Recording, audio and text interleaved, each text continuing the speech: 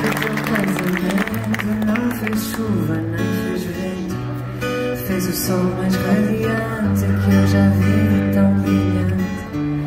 Tu eras felicidade se te falar com verdade. No dia do teu casamento era eu toda desalento.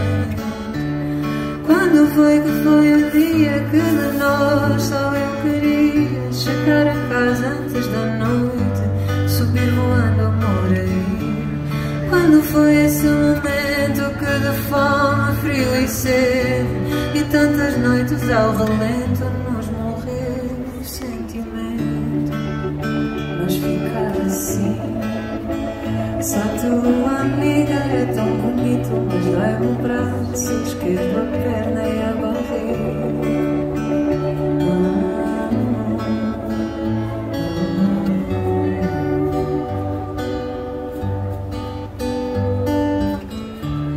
Fui de cabelo comprido e no meu melhor vestido. No dia do teu casamento bebi só de arrependimento, porque dei o bom e o mau, e como se isso fosse errado. Foste em busca da princesa deste caso por arquivar.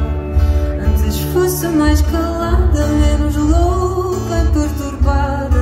Antes não mostrasse tanto, mas dormia o meu santo eu. Sem ter proteção, nem me di o coração. Dei-o todo logo ali, e ao resto eu só perdi. Mas ficar assim, só tua amiga é tão bonito, mas dói-me o braço esquerdo, a perna e a barriga.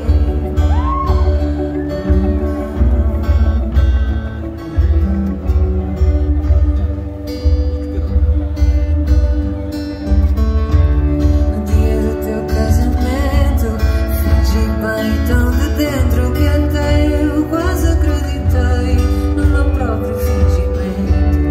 E as palavras que te disse como de melhor amiga de coração são o melhor, não faço manhã nem intrigo. E o que continha não sei, na lágrima feliz que soltei ao ouvir o sim tão claro, igreja fora, amor tão raro. Eu acerou-me dentro do peito, só não morri por não ter jeito para dramas nem tragédias.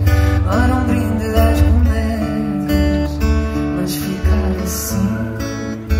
Só tua amiga é tão bonito, mas dói-me o braço esquerdo, a perna